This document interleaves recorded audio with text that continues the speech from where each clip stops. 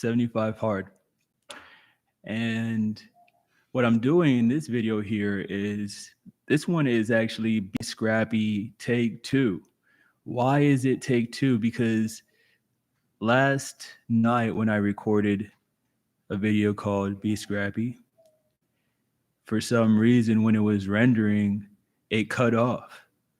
So it only spit out like 50 seconds of my recording out of 10 minutes or something like that. And today I'm gonna do the same thing. I'm gonna do it again. Okay. And that's part of being scrappy is you can't be tripping on a mistake. You can't be tripping on a mistake. And all you have to do is just do it again and even do it better the second time around.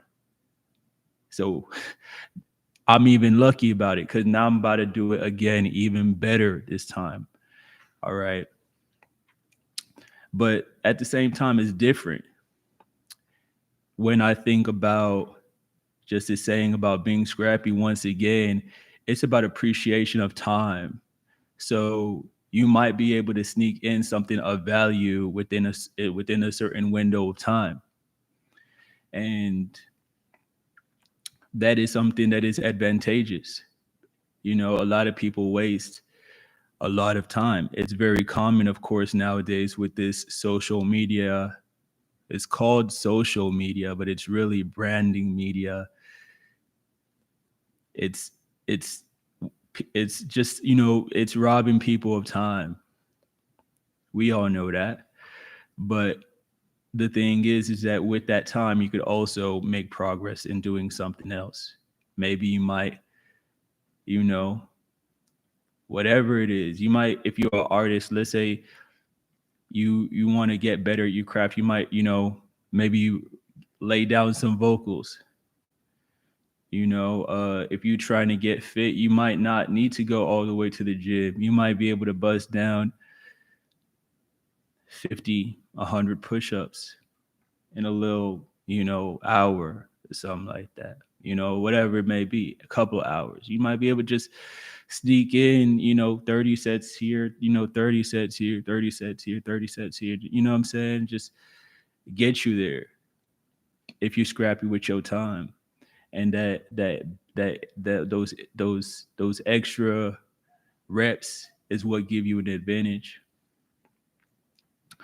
So in the previous recording, I did give a bit of an anecdote from when I was on the Ultimate Coding Championship. It was a 4-hour hackathon, and myself, I have previously competed in many hackathons. I'm a 3-time first place winner at hackathons, so I have a lot of early success in my career in that arena. And I believed that this was going to be very similar with it being something that I had done before. However, this one was very different. In hackathons I've competed in before, in a lot of cases, some cases, it is a couple hours. Some cases it's a couple of days. And in this episode that I was competing in, it was a situation where that time flies by.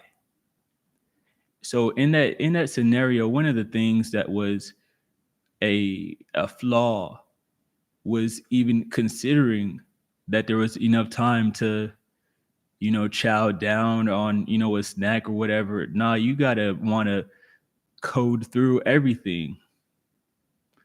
That's part of the calculation in this.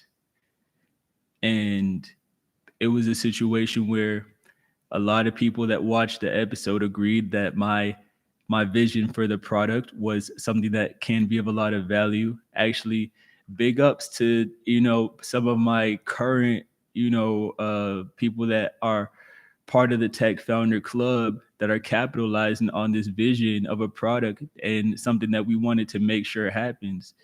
And that is something that is already in fruition. But nonetheless, to zoom back in the execution on that episode while I competed,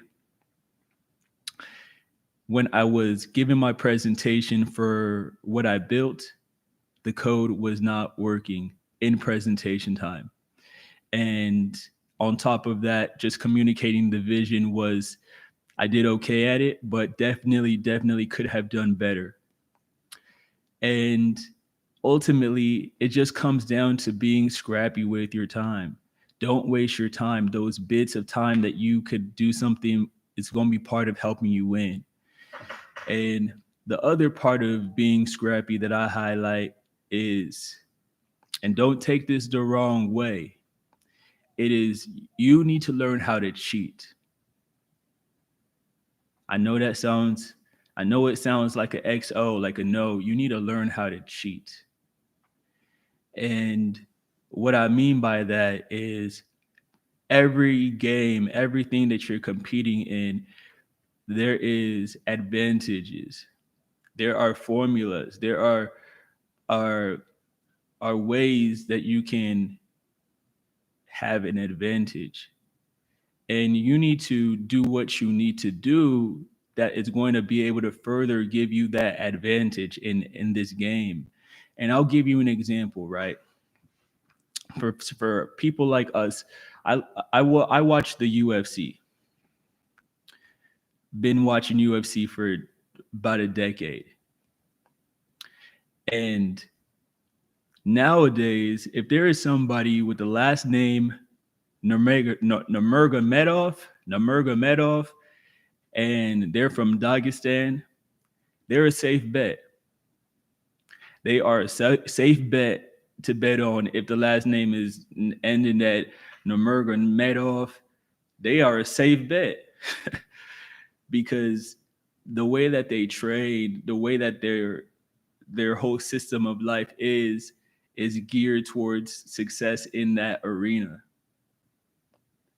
And that's what it means to cheat. You have to figure out what's going to give you an advantage. So in the style of Khabib, he is a product of a mentality of suffocating your competition, smothering your competition, breaking their will. And he beat the likes of some of the greatest. I mean, he beat Conor. And Prime Conor is definitely one of the greatest UFC fighters of all time, the most entertaining and also technically greatest, because he brings in elements of the mental warfare. Aside from just the marvelous spectacles of the knockouts that he has, that's real fighting for real. And nonetheless, Khabib was able to get it done like that. And then from there, they got it all like rumbling, like the whole arena was shaking, that much energy going on. So it's like that when when you got a certain way of life, and it was that collide. But look at this. It's about, once again, being scrappy and learning how to cheat, learn how to get advantages over your competition, huge ass advantages, whatever it could be. So if there is a way to have the project that you're presenting, making sure that it pre-works in every scenario, make sure that you can do that. Be scrappy. This is, for me, this is right now, it's a day 5 of a 75 hard, and we building. If this was later on in the night, I would have my shirt off. Right now, I'm on my way to a networking event, so it don't got to be shirt off all the time. See what I'm saying? So it's different from the last video, but it's better in its own way because I'm better now.